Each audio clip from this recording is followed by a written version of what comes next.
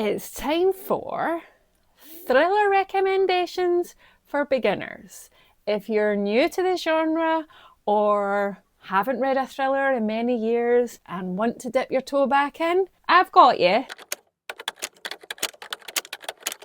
Hello! And welcome to another bookish video from me, Johanna, me, my dog and books. Well, here's some recommendations that aren't too OTT, overly graphic, and I think can get you back into the genre if you want to, or get you started. So I've been a thriller reader for as long as I can remember.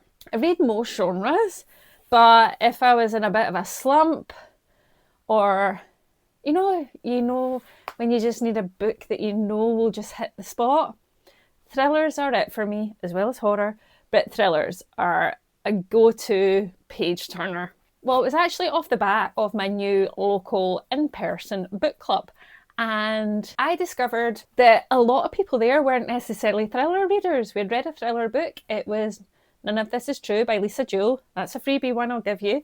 And I thought, I wonder if there's people that are just not sure where to start with thrillers, or just haven't dabbled in the genre, or haven't read it in so many years. They're kind of like, where do I start again? I'm not really sure what type of thriller I enjoy. So you can get really graphic, violent thrillers, of which I have and do enjoy, but I am not recommending any of those because I think you need to dip your toe in a little bit. So these are thrillers that are maybe psychological thrillers, thrillers that haven't got an overly complicated plot, that basically get you turning the pages and seeing if this genre is your bag. So with no further ado, grab yourself a cuppa. I have a puck of mint tea today, and I am going to hit you with my recommendations, and please share any of yours in the comments. And if you'd like more videos like this, please do subscribe, and let's get started. Right, first up, and I feel a bit cheeky recommending this because last month was the first time I read this author, and it is The Housemaid by Frieda McFadden. I've not read any others by this author, but I have heard she's a very kind of easy thriller reader, good I don't know why I'm doing that. It's page turnery. That means it's page turnery. That's not even a word. Anyway, in this one, it's quite a good thriller in that you have a kind of domestic situation where the main character takes up a job after being she's on probation, so she needs to get a job, and she becomes a housemaid for a very privileged, wealthy family. And her experience there is a little untoward. Let's just say that the wife of the family appears to be gaslighting her quite a lot and seems to be very toxic. And her husband, you're just like, what is this relationship? And so the housemaid has come in and you're exploring these dynamics, but you have unreliable narrators. You even start to doubt your allegiances between the different relationships. I read it in like about 3 days, and this one you definitely can, and I think quite a lot of Frieda McFadden's you can get on Kindle Unlimited. So if you are a subscriber, there's no loss if you try it out. But also I think like probably to get it, like the paperbacks are really cheap. You can get them in the works. I think they're currently on Amazon. I just checked for like £3. So, or there's always your local library. Next is another go-to thriller writer who I pretty much pre-order all the time, and it's Riley Sager. A lot of thriller fans either love or hate him or find some of his books hit or miss. I tend to enjoy every single one of his books, but there are ones that are maybe a bit more, there's like ones about haunted houses, ones where it's maybe kind of more high octane and there's two people in a car situation which is survive the night. But I would say try the slow burn middle of the night. And the reason I say that is because you have a main character that comes back to his childhood hometown. It's kind of small town, kind of like in a wee cul-de-sac areas, you know, like close neighbourhoods and stuff, or neighbours. And he's thrown back into the time where he was camping in his besties' back garden when they were kids in the middle of the night, hence the title. his bestie disappears and there's like a slash through the tent.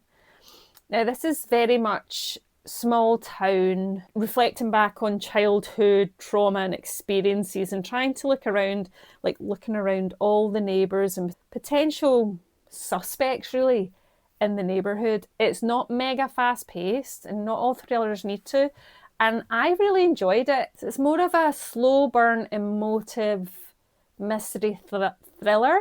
It picks up in the last third, so it gets really pacey towards the end.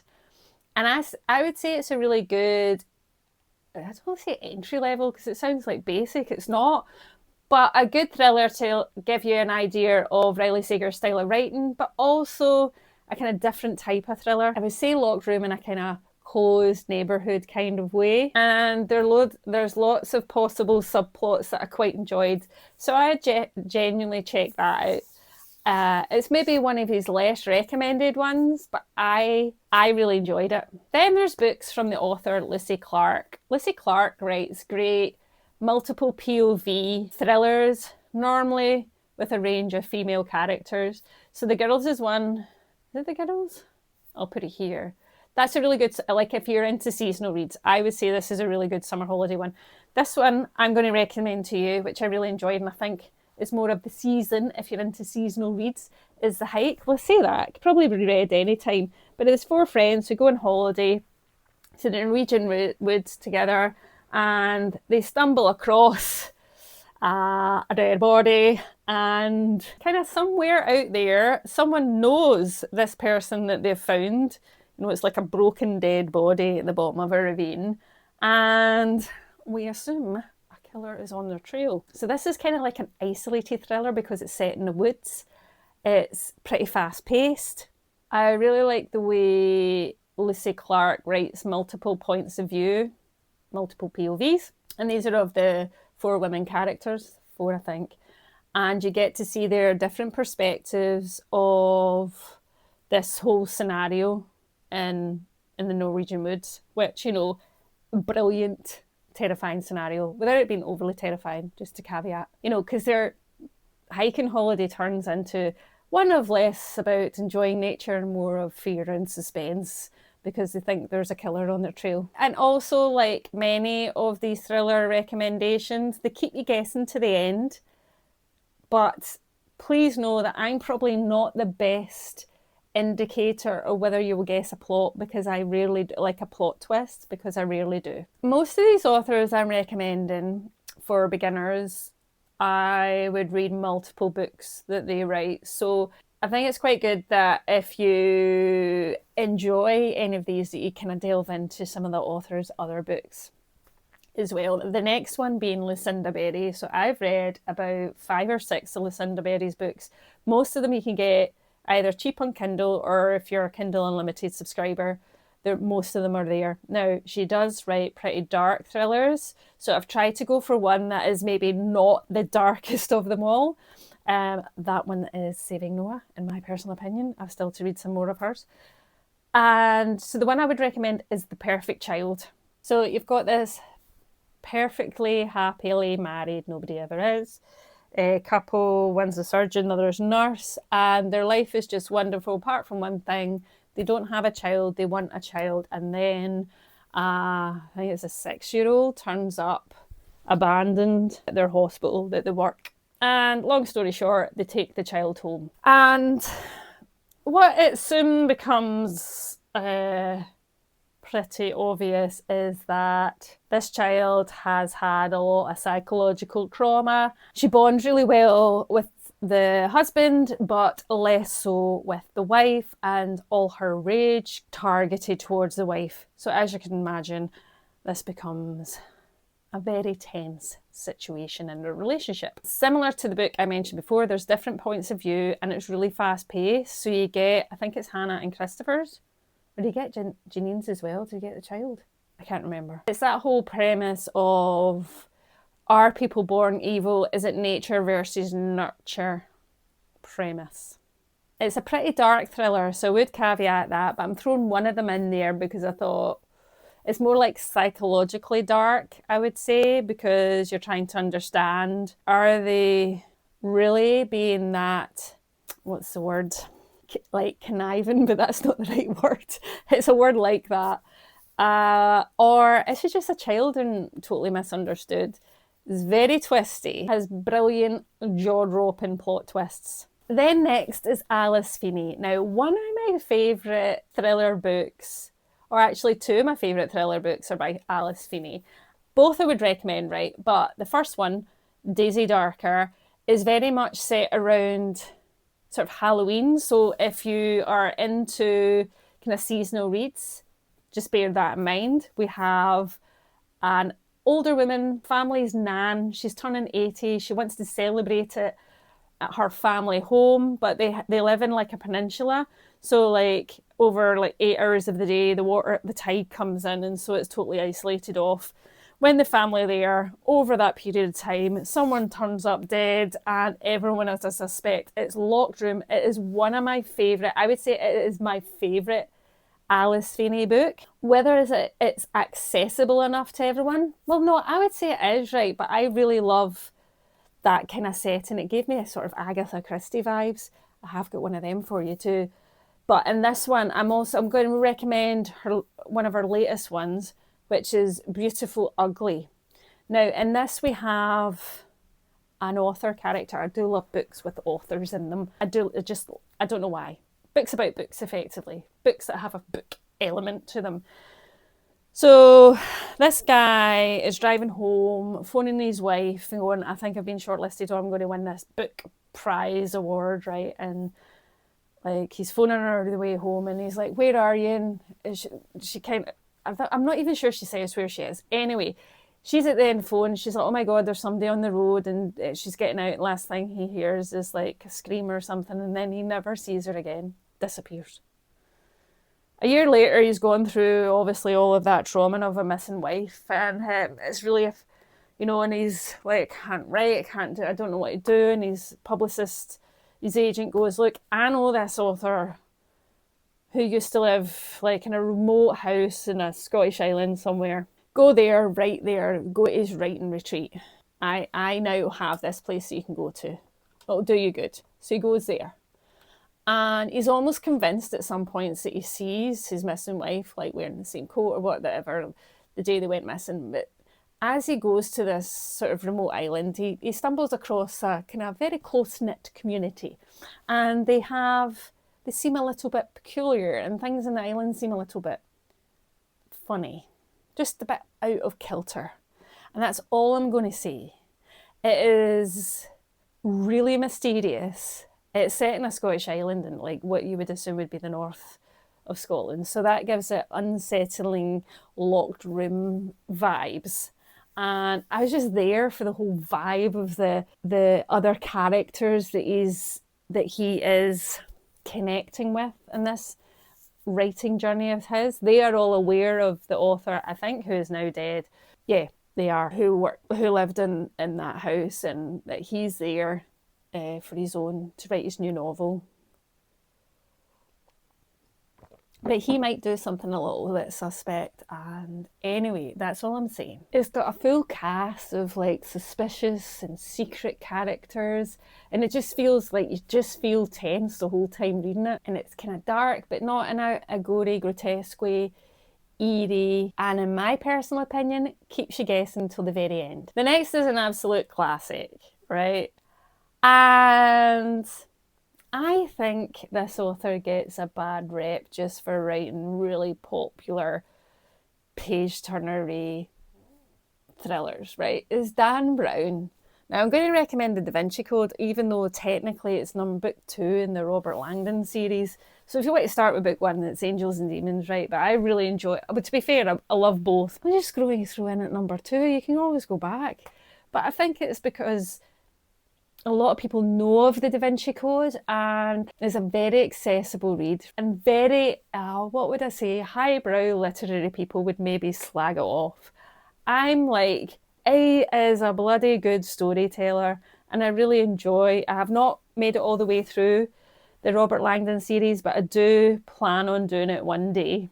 Now, Robert Langdon is like a Harvard symbologist. well done to me for saying that without stumbling over it. And in this one, Da Vinci Code, while in Paris, he receives a kind of bit of a frantic telephone call in the middle of the night. The elderly curator in the Louvre has been murdered inside the Louvre. And near the body has been some sort of, I think they call it a cipher, but basically symbols that imply something, some sort of enigmatic riddle that perhaps only Robert Langdon himself can solve. He joins forces with Sophie, a French, now let me check their official title, cryptologist. I could not do any of these jobs. And they start deciphering vital clues that are held within the Da Vinci Code. This is, it's a bit of a chunky book, I think. I've got it over there somewhere. Say chunky, it's maybe like, I can't even remember, I'm not going to lie to you. Let me check Goodreads. Yeah, nearly 500 pages, so that's quite chunky. And it is just absolutely wild, fun ride. And despite one character being a symbologist and the other one a cryptologist, and I couldn't even tell you what they were in real life, it's not confusing. It's such a great page turner. He writes a mystery thriller that feels like it could act, is this really the case? You start Googling and going, is this what happens in the church? What the heck? What's happening with it? I loved it. I am not a book snob in any way, so I know he does get shade on him for just being, but you know what? Absolutely great fun. I can't believe it took me so long. So I only read this like, I don't know, 7 or 8 years ago, like not when it was a big thing. And I can't believe I left it that long. So if you want to, if you're quite particular, because some people are, and I can be too, you can start with book 1, which is Angels and Demons, and then book 2 is Da Vinci Code. But I think they can be read as kind of standalones, but obviously you're following Robert Langdon. It's like new cases, but you're following Robert Langdon as a character.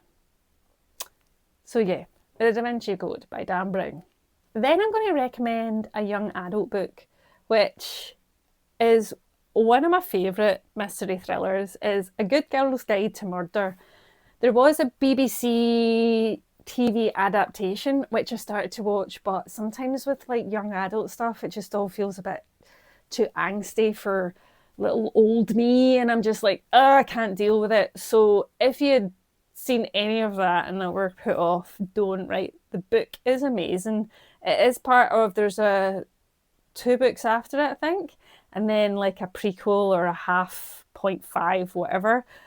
I still don't think I mean, you can finish A Good Girl's Guide to Murder roughly kind of like standalone, and to be fair, out of them all, they're my favourite. I haven't enjoyed the others anywhere near as much. This is twisty and fast-paced, and it's kind of set in a high school where this town has this tragedy where a senior high schooler, Andy, she was murdered by her boyfriend, Sal, who then died by suicide after that. Now, it's a number of years later, like 5 years later, and Pip decides to, as kind of like a school project, which, yes, a bit OTT, wants to reinvestigate this story because she's not, I think her bestie, his brother was Sal, and she's just not sure that this is actually what happened, like that was who murdered Andy. And she's just like, there's definitely more to this. And she knew Sal growing up and was like, just doesn't fit. So she starts to investigate. And what I loved about this, if you like books or you've never tried a book that's got like multimedia format, so there was interviews, social media posts, loads of different ways in which the chapters were telling the story, which I really enjoyed. It just kind of made it more fun and engaging to read. And I absolutely loved Pip in this book. She was determined, she was full of positivity, and I loved her relationship with her, I can't even, whether was it her bestie or was it her boyfriend? I can't even remember. Ravi, who I think the brother was Sal. It's been a number of years since I read it, so I can't quite remember. The characters were really well written, and I thought it was a brilliant read. I also think young adult books are a great way in some instances if they're not too angsty. And this one I didn't feel was at all. This was a great way to enter into like mystery thriller and also stories told through multimedia formats. So recommend it. And then if you enjoy, absolutely check out the next two in the series. I just didn't love them as much as A Good Girl's Guide to Murder. Then I can't not recommend another one of my best thriller authors, who is Lisa Jewell. Now, Lisa Jewell has been writing for 20 or 25 years. And she writes a mix of like, well, I think she started off, her first ever book was a romance? Rom-com, I was about to say romance? Rom-com. But you know, in the more recent years, very much a kind of thriller writer. And it's hard to pick someone. I would say none of this is true. I've read twice this year actually, and that was because one of them was for a book club after I'd already read it, and it's still one of my favourites. It's also one that I would read on audio if you're an audiobook reader or want to try audio, because this one's got like a full cast and it's really well done. We follow Alex and, oh my god, I can't remember that. So there's basically two main characters and they stumble across each other, or like in a restaurant or pub, and realise they both share the same birthday. And one of the main characters, not Alex, the other one, how can I not remember her name? Anyway, he's like, oh, we're birthday twins. And Alex runs a podcast which is about exploring kind of people's lives, people who have interest in lives. And the other character is just like, I think I would be really good in your podcast. And she starts to tell this story of how she was kind of groomed into her current marriage when she was very young, and this guy was in his mid-40s, and also her mother's boyfriend. There's loads of really weird stuff going on in that relationship, and also like Alex is a bit like annoyed by her own husband because he keeps on going off on drunken benders, and but then she starts to get interested in this woman's story. Wild stuff happens. You don't know who to believe. Your empathy for different characters keeps switching. It's such a good page turner, and I never guess the end. And actually, when you think it's ended, you realise, oh no, this isn't the ending. There's another 5 twists. So that's one I would definitely recommend. The other one I would recommend is The Family Upstairs, because there's then a sequel called The Family Remains. And actually the sequel I enjoyed a smidgen better, but obviously you need to read the first one. Some people prefer the first one over the second, and I'm just one of those weird people that liked... Well, I didn't not like the first one, I preferred the second. Anyway, in The Family Upstairs, we have a main character called Libby. She returns home from work to find the letter she's been waiting on her entire life that is about to tell her who she really is. And that's because she learns the identity of her birth parents, but also that she's inherited this like kind of abandoned mansion in the near the River Thames in London, like proper posh. What she doesn't realise is like, not only was she waiting for this day, but others were too. That's because 25 years earlier, the police were called to this mansion. So they had reports of a baby crying. So when they turn up, they find a little baby, 10-month-old, cooing in a crib, all on her own. And downstairs is a body of 3 bodies. 3 dead bodies. And the 4 other children who are reported to have lived at this house have gone missing. Right. So if that premise does not intrigue you, I don't know what will. Lisa Jewell's got a great writing style. She writes great characters as well as keeps you guessing the whole way. This is a great page turner and just a generally very dark and mysterious tale. To be honest, I don't think you could go too far wrong with some Lisa Jewell's. Her new one, which I'm desperate to read, is Don't Let Him In, and I've heard really good things about it. Now the next one, I was going to say, got a lot of hype when it first came out, which is apparently 10 years ago now. It came out in 2015. It is Girl on the Train by Paula Hawkins. Now, I would say I've read a few Paula Hawkins since, and I've not loved them as much. But despite, like, even if you've seen the film, or if you've not and you're kind of aware of it, or read it, because it was so good. It was very much of the ilk around of, like, Gone Girl and stuff. Another good story, but leave that for another day. So this book is about Rachel. She takes the same commute to work on a train every day, which overlooks a row of back gardens. You know that way where you look on if you're always on the same train journey, and she recognises these people and she starts to create stories for them in her head. Like one of the couples she sees, she calls Jess and Jason, and she decides they look like they have the picture perfect life. But then she sees something shocking, and in that moment, as the train moves on, Rachel decides that she has the chance to be part of a life that she craves. This is a classic book with an unreliable narrator. We discover a lot about Rachel that makes you question what she sees and what she possibly doesn't but believes. Or is that the case? Rachel herself is not a very happy chappy. She's not happy with her life and she drinks quite a lot. She just feels a bit broken and down. And so when she starts to make moves after this thing she saw and decides that she can somehow maneuver herself into this life, you start to question her motives. But what this opens up is a total web of trouble and stuff that she shouldn't be getting involved in. It is a very clever plot. There are a lot of tropes in respect of, you know, unhinged, drunken, unbelievable women. If you can let, you know, it was written by a woman, so I'll let it go. When it's written by a man, I get much more annoyed by it. It is one of those classic psychological thrillers. You're not sure what to believe until the very end. So I still highly recommend that. And I'm still like, is that 10 years old? So yeah, Girl on the Train by Paula Hawkins. The next one is a little bit different. It's described as Rear Window meets Get Out, the two movies. So, you know, a bit of a mashup. And this one is called When No One Is Watching by Alyssa Cole. Premise of the plot is basically, hold on, I'll take a wee sip of tea. Is that there's the I can't say this word. Focus. Gentrification of a Brooklyn neighbourhood that just basically gets a bit sinister. Sydney Green, who has born and bred Brooklyner, and her neighbourhood is changing before her eyes. Condos are kind of popping up anywhere. Neighbours she's known for life are disappearing. And so to hold on to her community's past and present, she channels her frustration in a kind of local walking tour where she finds an unlikely assistant in her new block neighbour, Theo. Or would it be a new neighbour on the block?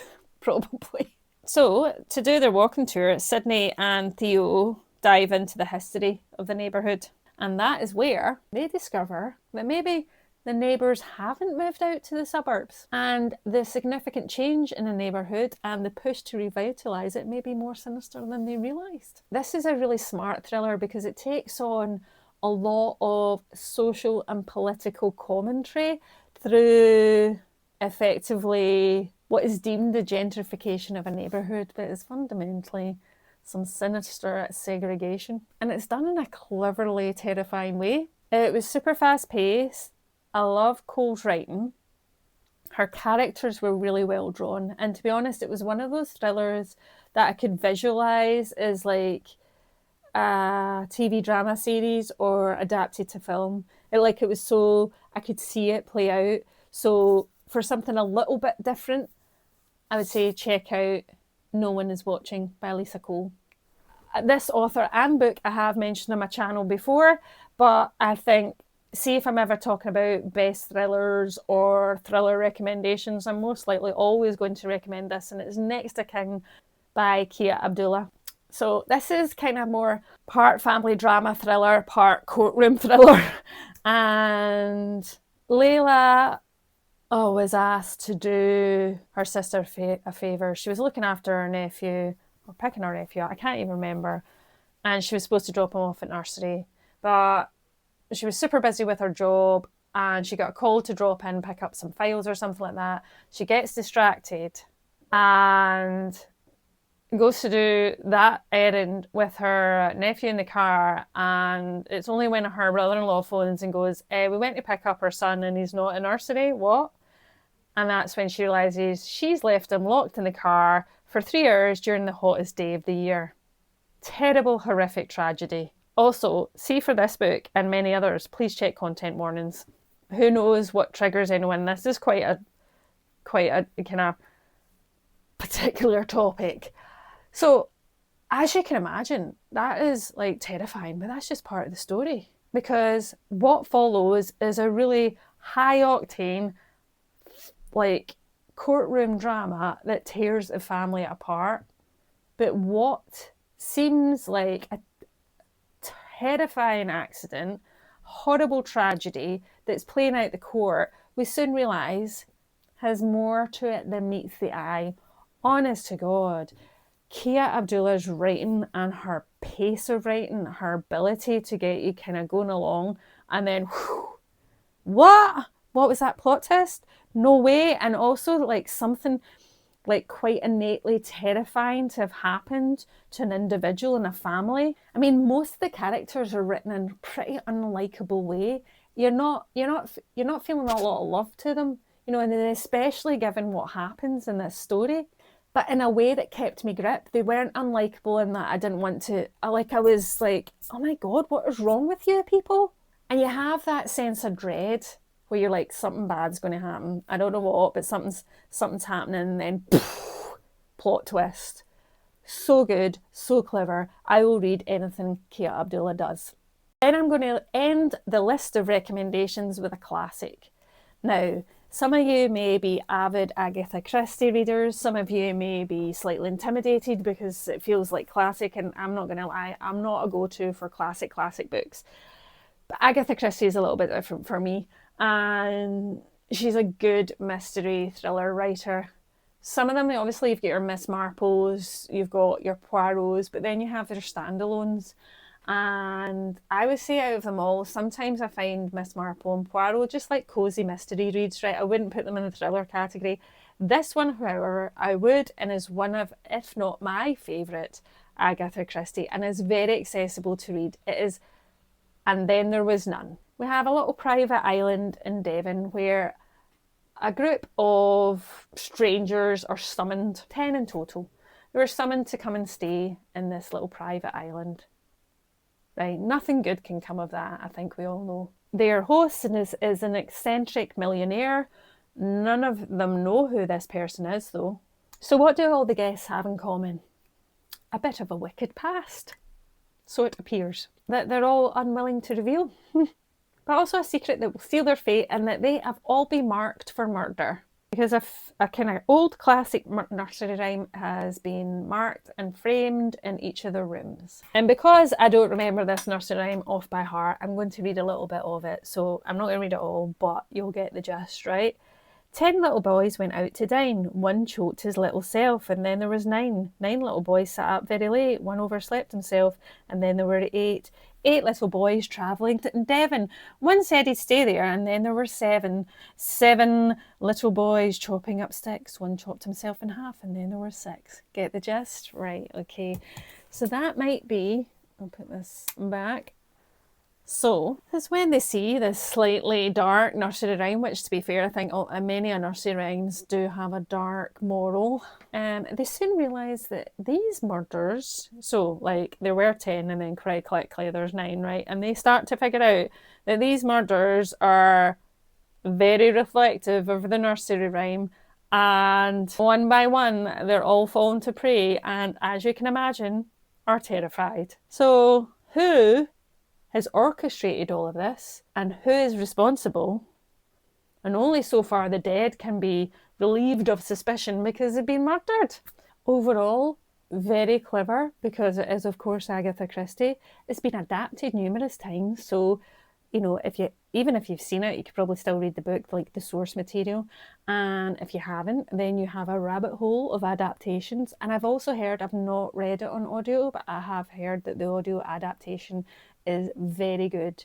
It is classic mystery thriller that will just keep you turning the pages. And if you want to dip your toe into Agatha Christie, that is one way to do it. And then I think I said the last one was the last one, but I'm just going to give you one wee extra one. It is The Couple Next Door by Shari Lapena. So a couple get invited to their neighbour's dinner party, and they're like, look, it's our dinner party. I'd prefer if you just didn't bring your 6-month-old baby. Fair dues, we all get it. So they're like, okay, we'll leave the baby there, we'll take the monitor, because we'll listen through. Who didn't do that back in the day? I can't say I didn't have kids, but, you know, my parents definitely did. Everybody's parents definitely did. Everything will be fine. You'll go through every half hour. You've got the baby monitor. It's all cool. But as you can imagine, there is at one point where it's really quiet in the house. You're going in to check on your baby and she is gone. And so now you have to call the police and they're now in your home. Your child is missing and you don't know what they're going to uncover. Now, I read, and the reason I recommend this book is it's a great example of good psychological thriller. I read it in 24 hours, which is unusual for me. So, like, I was absorbed.